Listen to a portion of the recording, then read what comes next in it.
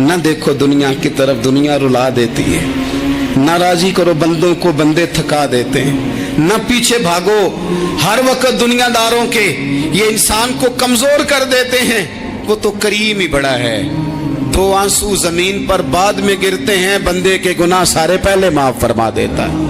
یاد رکھنا، کسی شخص کی بلیک میلنگ کا کبھی شکار نہ ہونا، کبھی کسی کی میٹھی اور مسجع مکفہ باتوں کا شکار نہ ہونا۔ کوئی کیا کر سکتا ہے اگر اللہ مددگار ہو تو؟ جس کو رب کریم اٹھانا چاہے اسے کوئی گرا سکتا ہے؟ ہم یہ ڈرے ڈرے سہمے پریشان فیصلہ کرنے کی طاقت نہیں، مجھے چلنا چاہیے کہ نہیں، اٹھنا چاہیے کہ نہیں، کرنا چاہیے، اٹھ باندھ کمر کیوں ڈرتا ہے؟ پھر دیکھ خدا کیا کرتا ہے۔ حضرت عبداللہ ابن عباس فرماتے ہیں میرے نبی پاک علیہ السلام نے میری تربیت فرمائی۔ یہ نوجوان دوست میری بات لکھ لیں، پریشان لوگ میری بات لکھ لیں، جن کے پاس قوت فیصلہ نہیں وہ اس بات کو لکھ لیں۔ حضرت عبداللہ ابن عباس فرماتے ہیں میرے نبی پاک علیہ السلام نے مجھ سے فرمایا تھا، عبداللہ سن، اگر ساری دنیا مل کے تیرا کوئی نفع کرنا چاہے، کر نہیں سکتی جب تک میرے رب کی رضا نہ ہو۔ اور فرمایا ساری دنیا مل کے تیرا کچھ بگاڑنا چاہے تو عبداللہ بگاڑ نہیں سکتی جب تک رب کریم کی حکمت کا تقاضا نہ ہو۔ لوگوں سے ڈرنا، لوگوں کی طرف دیکھنا، ماحول دیکھ کے اپنے راہ کا تعین کرنا، ہر بندے کے خیالات کے مطابق ڈھلنے کی کوشش کرنا، فلانا نہ ناراض ہو جائے، فلانا نہ ناراض ہو جائے، وہ جس نے ہونا ہو جائے، بس رب رسول ناراض نہ ہو۔ اپنی زندگی میں اپنے مالک کو مولا جان کے، بل اللہ مولاکم، اللہ تمہارا مولا ہے، وہو خیر الناصرین، وہ بہترین مددگار ہے۔ توجہ جب بھی کریں رب کی جانب کریں، اپنے دل کا قبلہ درست رکھیں، سوچوں کے زاویے سیدھے رکھیں۔ میرے بھائی، مالک جب بندوبست کر دے نا، جب مالک بندوبست کر دے پھر ایسا بندوبست کرتا ہے کہ لوگوں کے پاس نا چارہ نہیں رہتا۔ حضرت مریم رضی اللہ تعالی عنہا پاک باز تھی، مسجد میں رہی تھی، پر مالک کی حکمت کے تقاضے بڑے عجیب ہے نا۔ پھر جناب مریم کو اللہ تعالیٰ نے بغیر شوہر کی اولاد عطا کر دی۔ یہ بات ہی ایسی تھی، وہ کسی نے کہا تھا کہ مخلوق تو فنکار ہے اس درجہ کے پل بھر میں سنگے در کعبہ سے بھی اصنام تراشے، تم کون ہو کیا چیز ہے داغے کبابی، لوگوں نے تو مریم پہ بھی الزام تراشے۔ تو لوگوں نے کہا کدھر سے لے آئی بچہ، تیرا باپ تو ایسا نہیں تھا، کہاں سے لے آئی؟ اللہ کرے میں آپ کو سمجھا سکوں، ذرا اپنے آپ کو وہاں کھڑا کریں کہ ایک پاک باز عورت، پاک باپ کی بیٹی، طیب ماں کی بیٹی، اور اللہ کے گھر میں پرورش پانے والی خاتون، ایک وہ وقت اور ایک یہ وقت کہ اس عورت کو کٹہرے میں کھڑا کر کے پوچھا جا رہا ہے کہ معاذ اللہ تیری گود میں بچہ جائز نہیں ہے، کہاں سے لائی ہے؟ اب خود سے صفائیاں بندہ کتنی کو دے، کتنی کو وضاحتیں کرے۔ اور میں نے تو اپنی زندگی میں دیکھا ہے زیادہ وضاحت دینے والے کو بھی لوگ جھوٹا سمجھنے لگ جاتے ہیں، زیادہ وضاحت دینے پر بھی لوگ کمزوری کا اظہار سمجھتے ہیں کہ کمزور پڑ گیا۔ آپ صلح کی کوشش کرتے ہیں، سامنے والا بزدل سمجھ لیتا ہے، زیادہ وضاحتیں بھی کمزور کر دیتی ہیں۔ اب حضرت مریم کو کٹہرے میں کھڑا کر کے کہا بچہ کس کا ہے؟ تو پھر خدا بندوبست جب کرے، اللہ جب مددگار ہو، تو پھر حضرت مریم کی گواہی درختوں سے نہیں دلوائی، اس نے پتوں سے نہیں دلوائی، پھر فرشتے نہیں بھیجے۔ حضرت مریم کہنے لگی مجھ سے نہ پوچھو، وہ جو پنگوڑے میں ہے اسی سے پوچھ لو، ان سے پوچھو نا وہ کون ہے، پوچھ لو ان سے، کر لو سوال۔ انہوں نے کہا پنگوڑے میں چند دنوں کا بچہ، یہ جواب دے گا؟ مددگار تھا رب، ان کی برات کا اعلان کرنا تھا مالک نے، اور جب مالک اعلان کر دے، جب مالک تیری صفائی دینا چاہے، جب مالک تجھے دنیا کے سامنے نکھارنا چاہے، تو پنگوڑے میں لیٹے حضرت عیسیٰ بول کے کہنے لگے انی عبداللہ آتانی الکتاب، فرمایا میں اللہ کا بندہ ہوں، رب نے مجھے کتاب عطا کر کے نبی بنا کے دنیا میں بھیجا ہے، میں اللہ کا بندہ ہوں، کتاب لے کے آیا ہوں، نبی بن کے آیا ہوں۔ پھر پنگوڑے سے اعلان ہو گیا، پھر بچہ بول پڑا، اور یہ ایک دفعہ نہیں بات ہوئی، یہ بنی اسرائیل میں ایک جریج نام کے شخص بھی تھے جو نماز پڑھ رہے تھے، بعض نے لکھا ہے نفل نماز تھی، اماں نے پکارا تو آئے نہیں، تو ماں کے منہ سے نکل گیا تو اتنی دیر تک مرے گا نہیں جب تک کسی بے حیا عورت کا منہ نہ دیکھ لے۔ تو وہ عبادت گزار تھے، لیکن لوگوں نے ان کی عبادت، ریاضت، پرہیزگاری کو نہیں دیکھا، بس ایک عورت کو بھیج کے الزام لگوا دیا۔ وہ عورت آیا جایا کرتی تھی، اب آ جاتی ہیں عورتیں، مسئلہ پوچھنے کی نیت سے بھی آ جاتی ہیں۔ ماحول میں کچھ جگہ ایسی بھی ہیں جہاں عورتیں دم کرانے کے بہانے آ جاتی ہیں۔ وہ خاتون آتی جاتی تھی اس خانقاہ پہ، آستانے پہ، یہ بخاری میں موجود ہے، پھر اس نے کہا میری گود میں جو بچہ ہے یہ انہی کا ہے۔ مجھے بتائیں کیسے بندہ وضاحت دے؟ حالات خراب ہو گئے، لوگ کٹیا جلانے لگے، ماحول اور طرح کا بن گیا۔ میرے نبی پاک علیہ الصلوۃ والسلام فرماتے ہیں پھر اس رب کے بندے نے کہا مالک تو کریم ہے، تیری مشیت کا تقاضا آیا جو میری ماں نے جملے بولے تھے، پر اب میں وضاحت دینے کے قابل نہیں رہا، اب تو ہی کرم کرے گا تو دروازہ کھلے گا۔ تو وہ چند دنوں کا بچہ پنگوڑے میں بول کے کہنے لگا میں اس درویش کا نہیں، میں تو فلانے چرواہے کا بچہ ہوں، وہ جو بکریاں چراتا ہے۔ رب کی مدد کو پکاریں، اپنے ساتھ اپنے مالک کی مدد کو شامل کریں، تھوڑے رزق پر بھی گزارا اچھا ہونے لگ جائے گا۔ سارے لوگ آپ کو گرانے کی تدبیریں کر رہے ہوں گے اور مالک آپ کو عزتیں عطا فرما دے گا، اس کی بارگاہ سے حکمت کا تقاضا اور ہو جائے گا۔ ہم نے ساری زندگی لوگوں کو راضی کرنے میں گزار دی، ساری زندگی بڑھاپا آ گیا بچوں کو پالتے، اور بچوں نے آخری عمر میں کہہ دیا ابا اگر کوئی ڈھب کا کام کر لیتے تو آج ہمارے دن بھی پھر نہ جاتے۔ ساری زندگی گزار دی بہن بھائیوں کو راضی کرنے میں، ساری زندگی گزار دی ذمہ داریاں اٹھانے میں، ان کو 99 دفعہ دیا، ایک دفعہ نہیں دیا تو انہوں نے کہہ دیا تو نے تو کبھی دیا ہی نہیں، تو تھا ہی نہیں۔ ساری زندگی محلے داروں، علاقے والوں کو راضی کرنے میں گزار دی۔ اور میں نے ایسے لوگ بھی دیکھے دین کے لیے وقت گزارا، لیکن جب بڑھاپے میں دانت کام نہ کرتے تھے تو وقت کے مفتیوں کو بھی مسجدوں کی کمیٹیوں نے کہہ دیا اب آپ کی سمجھ نہیں آتی، ہم نے خطیب کو یور رکھنا ہے۔ میں کہتا ہوں کہ جتنے درد سے آپ امیر کو اپنی کہانی سناتے ہیں نا، اور جس طرح آپ کے آنسو بات کرنے سے پہلے گر جاتے ہیں کہ غریب ہیں، بچیاں ہیں، کاروبار نہیں، او میرے سنگیو، اس سے آدھے آنسو اپنے رب کی بارگاہ میں بکھیرو، اس کے حضور عرض گزار ہو جاؤ، اس سے طلب کرو۔ ایک وقت انسان پر زندگی میں ایسا آتا ہے کہ اسے یوں محسوس ہوتا ہے کہ میرا سایہ بھی ذرا سا پیچھے ہٹ گیا ہے، اسے یوں لگتا ہے کہ میں کسی سہارے پہ ہاتھ ڈالتا ہوں تو وہ بھاگ جاتا ہے مجھ سے۔ لیکن مالک کی بارگاہ ایسی عظیم بارگاہ ہے، رب رسول کے آستانے اتنے بڑے ہیں کہ آپ جب وہاں کشکول طلب دراز کرتے ہیں تو جھولی پھیلانے میں دیر لگتی ہے، ان کو بھرنے میں تو کوئی دیر نہیں لگتی۔ ہم نے اپنا سوچ کا قبلہ ہی دنیا کو بنا لیا ہے۔ یہ جو اللہ والوں کی مدد ہے یہ تو اللہ ہی کی مدد ہے، لیکن یہ جو سیٹھوں کی طرف توجہ کرنا، نوابوں کی طرف توجہ کرنا، دنیا داروں کی طرف توجہ کرنا اور اپنا مزاج اس طرح کا بنا لینا، یارو گردن کو جھکا دیتا ہے خیرات کا پتھر، جہاں میں مانگنے والوں کے سر کبھی اونچے نہیں ہوتے۔ اور اقبال کہتے ہیں غیرت ہے بڑی چیز جہان تگ و دو میں، پہناتی ہے یہ فقر کو تاج سردارا۔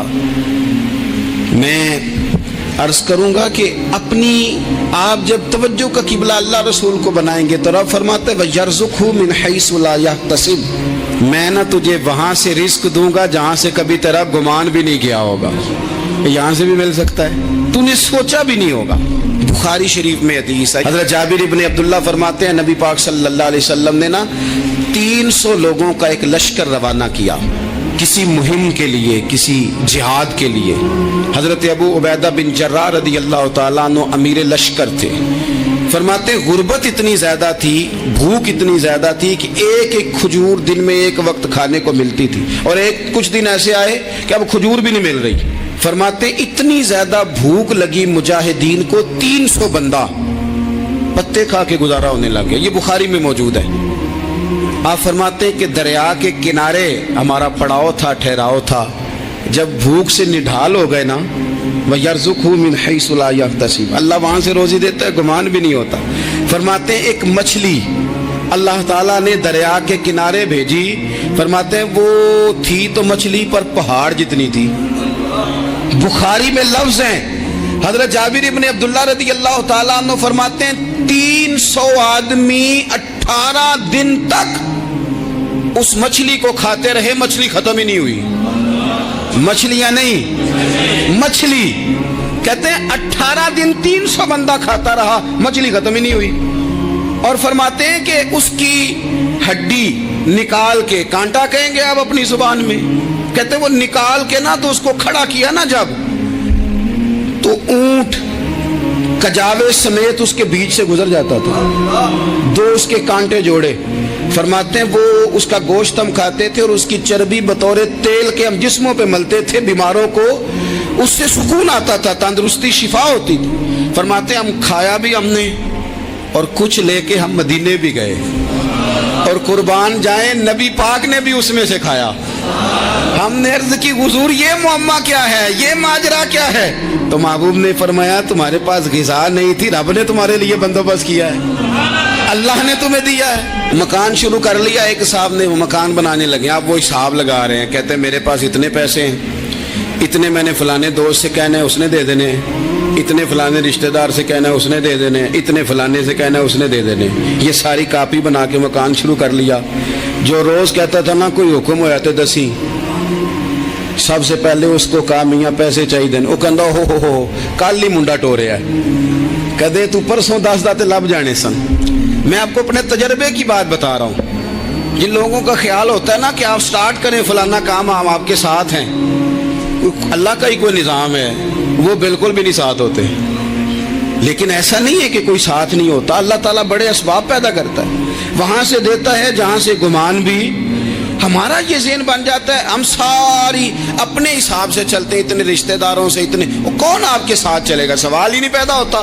یہ سارے کام چھوڑ کے سب سے پہلے 2 رکعتیں پڑھو، اپنے رب کی بارگاہ میں، رسول کائنات کی بارگاہ میں گزارشات اور استغاثے پیش کرو، وہاں سے خیر طلب کرو۔ دنیا دار کیا دیں گے، کیا دے سکتے ہیں، کیا حیثیت ہوتی ہے کسی؟ اللہ کہتا ہے وہاں سے دوں گا۔ تو جو اللہ مال دے وہ لینا چاہیے کہ رشتہ داروں کا مال دیکھنا چاہیے؟ جو اللہ دے وہ لینا چاہیے کہ سیٹھوں نوابوں کی جیبیں دیکھنی چاہیے؟ جو اللہ دے وہ قبول کرنا چاہیے یا دیکھنا چاہیے کون سا آدمی کہاں پہنچ گیا؟ چھوڑو، اپنی مٹی پہ چلنے کا سلیقہ سیکھو۔ کسی کے سنگ مرمر پہ چلو گے تو پھسل جاؤ گے، پھسل جاؤ۔ اس پر ایک اور بات عرض کر دوں، صحیح بخاری سے، مسلم سے ایک اور بات۔ کچھ چیزیں ایسی ہیں جن سے اللہ کی مدد آتی ہے، مدد ملتی ہے۔ ایک چیز ان میں سے ایسی ہے جس سے بہت مدد نازل ہوتی، وہ ہے کہ جب رب آپ کو دے نا تو پھر آپ بھی اس کے رستے میں دیں، پھر مدد آتی ہے، پھر اور آتا ہے۔ بخاری مسلم میں حدیث ہے، یہ زیادہ ہی توجہ طلب امر ہے، اس پر آپ غور کریں گے۔ حضرت ابو ہریرہ فرماتے ہیں کہ نبی پاک علیہ السلام نے فرمایا ایک شخص نے بادلوں کے اندر سے آواز سنی کہ فلاں آدمی کا کھیت اور باغ خشک ہو گیا ہے، وہاں برسو اور اس کے کھیت کو سیراب کرو۔ وہ بڑا حیران ہوا کہ بادل سے آواز آ رہی۔ پھر اس نے دیکھا کہ ایک پہاڑی پر بارش ہوئی، وہ بادل وہاں برسا، پھر نالیوں سے ہوتا ہوا پانی ایک طرف چلا۔ تو جس نے آواز سنی تھی، حضور بیان کر رہے ہیں، وہ بھی پیچھے پیچھے چلا کہ پانی کدھر جا رہا ہے۔ اس نے جا کے دیکھا کہ ایک مقام پہ ایک باغ کو وہ پانی لگ رہا ہے اور ایک آدمی وہ پانی لگا رہا ہے۔ اس نے اس سے پوچھا تیرا نام کیا ہے؟ اس نے کہا کیوں؟ کہنے لگا بتا نا۔ اس نے نام بتایا تو کہنے لگا یہی تو وہ نام ہے جو میں نے بادلوں کے اندر سے سنا ہے کہ فلاں کے کھیت کو پانی دے دو۔ اس نے کہا یار تو کیا عمل کرتا ہے کہ اسپیشل تیرے لیے بارش برسے؟ یہ بخاری پڑھ رہا ہوں، سیاستہ سے حدیث عرض کر رہا ہوں۔ اس سے پوچھا تو کیا کام کرتا ہے کہ جناب اللہ تبارک و تعالیٰ کا حکم کرم آیا کہ خاص تیرے لیے پانی برسے اور تیرے کھیت کو سیراب کرے؟ تو اس نے کہا چھوٹا ذمہ دار ہوں، پر جب فصل اگتی ہے تو 3 حصے کرتا ہوں، ایک حصہ اپنے بال بچوں پہ، بہن بھائیوں پہ خرچ کرتا ہوں، ایک حصہ پورا اور ایک حصہ دوبارہ کاشتکاری پہ لگاتا ہوں، اور تیسرا حصہ خالص میں نے مسکینوں، یتیموں اور غریبوں کے لیے رکھا ہوا ہے۔ وہ جو تیسرا حصہ اللہ کرے آپ سمجھیں، وہ رب کے بندوں پہ تیسرا حصہ خرچ کرتا ہے نا، تو کریم مالک نے فرمایا جہاں سے غریب کا حصہ جاتا ہے وہ کھیت خشک نہیں رہنا چاہیے، وہ جہاں سے مسکین روٹی کھاتے ہیں وہ خشک نہ رہے، جہاں سے یتیموں کو کچھ آتا ہے کہیں اس کی فصل رہ نہ جائے۔ میں اور آپ بھی اگر اپنے مال میں مسکینوں، یتیموں، غریبوں کے حصے رکھ لیں گے تو فصلیں خشک نہیں رہیں گی، ان کے اندر تازگی آئے گی، نور آئے گا، کرم آئے گا، خاص کر خدا کی رحمت برسے گی۔ مدد اللہ سے چاہیں، اپنی توجہات کا مرکز رب رسول کی ذات کو بنائیں، پھر آپ محسوس کریں گے کہ بڑی جلدی اللہ تعالیٰ کی مدد آنے لگی ہے۔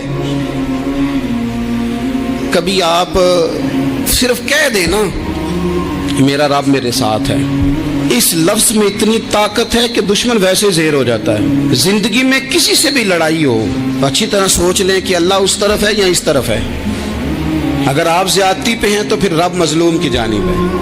اگر اللہ کی مدد آپ کے ساتھ ہے تو دنیا کی کوئی طاقت آپ کو گرا نہیں سکتی، اور اگر آپ مظلوم کے مقابلے میں ظالم بن کے آپ کھڑے ہو گئے ہیں اور آپ نے رویہ وہ اختیار کیا ہے کہ جس میں مدد نہیں آئے گی، تو پھر یاد رکھ لیں کہ آپ کوئی بھی ہیں، کہاں بھی ہیں، آپ کمزور ہیں۔ طاقتور تھے ابتدائے اسلام میں، ظاہری طاقت تھی کفار مکہ کے پاس، وہ ڈنڈوں سے مارتے تھے غریبوں کو، ان کے ہاتھوں میں ڈنڈے تھے، پر خدائی طاقت ان مظلوموں کے ساتھ تھی۔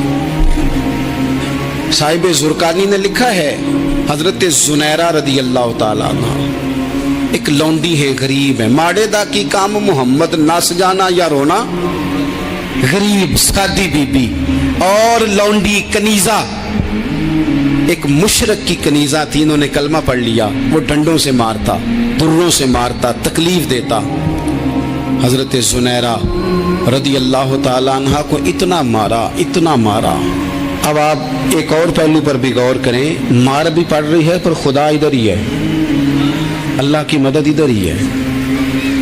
رب کہتا ہے کہ پہلے تو صبر کرنا، ان اللہ مع الصابرین، تو صبر کرے گا تو پھر رب کی معیت ملے گی، ذرا ٹھہرنا، تو تھوڑا ڈٹنا۔ ان الذین قالوا ربنا اللہ ثم استقاموا تتنزل علیہم الملائکہ، تو کہے اللہ میرا رب ہے، پھر تو پہلے ڈٹ، پہلے تو نے ڈٹنا ہے۔ ثم استقاموا، جو ڈٹ گیا، تتنزل علیہم الملائکہ، ڈٹنے والے کے لیے مدد آتی، پہلے تھوڑا ٹھہرنا پڑتا ہے، پہلے تھوڑا صبر کرنا پڑتا ہے، حوصلہ کرنا پڑتا، اس کے بعد مدد آتی۔ مار پڑ رہی ہے، مارا جا رہا ہے، حضرت زنیرہ کو ان کا مالک جو ہے ظاہری آقا وہ مار رہا ہے، یہ کنیزہ ہے، اتنا مارا، اتنا مارا، ان کی بینائی چلی گئی، نظر آنا بند ہو گیا۔ ابو جہل آیا اور کہنے لگا زنیرہ دیکھا نا ہمارے بت تیری آنکھیں لے گئے، معاذ اللہ، لات و منات ہمارے بتوں نے تجھے اندھا کر دیا۔ اب ایسا نہیں ہے کہ بی بی روتی جا رہی ہے، روتی جا رہی ہے، مایوسی مایوسی، معاذ اللہ، پریشانی، غریبی بڑی ہے، پوچھنے والا کوئی نہیں، یہ باتیں نہیں۔ کیا جملے ہیں خاتون کے، کیا لفظ ہیں۔ ابو جہل نے تنزیہ کہا، معاذ اللہ، کہنے لگا دیکھا نا ہمارے بتوں نے تجھے اندھا کر دیا۔ تو جناب زنیرہ آنکھوں کی بینائی گئی ہے، رات کو گئی ہے، دکھ ابھی تازہ ہے، لیکن اللہ پہ جو توکل ہے، اپنے مالک سے جو رشتہ ہے، وہ اتنا مضبوط ہے، اتنا طاقتور ہے، اس میں اتنی گہرائی ہے کہ حضرت زنیرہ بول کے نا اتنی قوت سے بولی، اتنی طاقت سے بولی کہ پورے کفر پر لرزہ طاری ہو گیا۔ فرمانے لگی تمہارے بتوں کی کیا اوقات ہے کہ وہ میری بینائی لے جائیں، یہ میری رب کی حکمت کا تقاضا ہے۔ جب تک اس نے چاہا زنیرہ دیکھتی رہی، اور جب اس نے چاہا زنیرہ کی آنکھوں کی بینائی چلی گئی، اور اگر وہ چاہے گا نا تو بینائی واپس بھی کر دے گا۔ اگر ہو ذوق یقین پیدا تو کٹ جاتی ہیں زنجیریں، اگر وہ چاہے گا تو بینائی آ بھی جائے گی۔ حضرت زنیرہ نے رات کو یہ لفظ کہے، ابو جہل اور سارے کفار ڈر کے سن کے چلے گئے۔ آپ रात इत्मीनान से आके बिस्तर पे सोई, जब सवेरे उठी तो अल्लाह ने आंखों की रोशनी वापस कर दी थी। आंखों की अब छड़ी पकड़ी है, बाजारों में घूमती है, कहती है बुलाओ किधर है तुम्हारे नातो मनात, देखो मेरे रब ने रोशनी वापस कर दी। आकर मेरे साथ इधर आ, सितमगर हुनर आजमाए, तू तीर आजमा हम जिगर आजमाए। बीमार लोगों याद रखो, कह दिया डॉक्टर ने कि तू बड़ा बीमार है, तू बड़ा कमजोर है, ये हो गया वो हो गया, तो डॉक्टर अपने इल्म के मुताबिक बात कर रहा है, होगा तो वो जो मेरा रब चाहेगा। कमजोर हो जाना, परेशान हो जाना, तकलीफ में आ जाना, पता नहीं बात हो गई है तो जाने क्या हो जाएगा।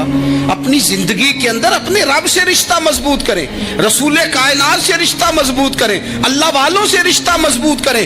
हजरत जुनैरा ने पैगाम दिया कि जिंदगी में जो जीना चाहते हैं तो वो रब का नाम लेके जी सकते हैं, जो अपनी जिंदगी में खुशियां देखना चाहते हैं तो रसूलुल्लाह के नाम पर खुशियां देखी जा सकती हैं।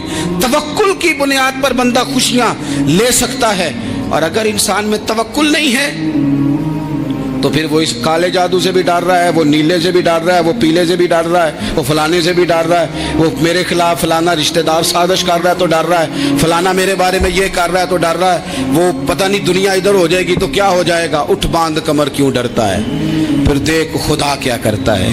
तो इस सारी गुफ्तगू का निचोड़ आपको ये अर्ज किया है। सबसे पहले तो ये कि मैदानों में मदद भी अल्लाह की, रिस्क में मदद भी अल्लाह की, फसलें खुश्क हों तो मदद फिर भी अल्लाह करे, तो फिर सारी मदद, और अगर इंसान बीमार हो तो फिर भी मदद अल्लाह की। तो अपने अल्लाह की जानिब तवज्जो को बढ़ाएं, आप अल्लाह से मदद के सवाली बने। तिरमिजी की एक हदीस है, मैं आपको जिंदगी का तजर्बा बताता हूँ कि जब मैं बड़ा परेशान होता हूँ तो ये वाली रवायत खोल लेता हूँ, मज़ा देती है। मेरे नबी पाक अलैहिस्सलाम ने फरमाया, अपने दुख सेठों नवाबों को ना कहना, मालदारों का ना कहना, वरना अल्लाह तुम्हें कभी गनी नहीं करेगा। फरमाया अपने दुख अपने रब की बारगाह में अर्ज करना, जल्दी करे या देर से करे अल्लाह तुम्हें लोगों से बेनियाज कर देगा, अल्लाह तुम्हें गनी कर देगा। रात को बैठो ना उसकी बारगाह, उसे दुखड़े सुनाओ, छोटी छोटी बातें। हुजूर ने फरमाया नमक भी मांगो तो रब से मांगो, छोटी छोटी बात से शुरू करो ना। जब बंदा शुरू करता है ना छोटी छोटी चीज़ें तो बड़ी सारी चीज़ें ये इस तरह होता है जैसे बंदा रब से गुफ्तगू कर रहा है, मालिक मुझे ये चाहिए, मालिक मैं यहाँ कमज़ोर हूँ, अल्लाह मैं यहाँ परेशान हूँ। आप ये करके तो देखें, लंबी लंबी दुआएं मांग के तो देखें, उसके हुजूर जोड़ के तो देखें, आप देखेंगे राहत कितनी है, सुकून कितना है।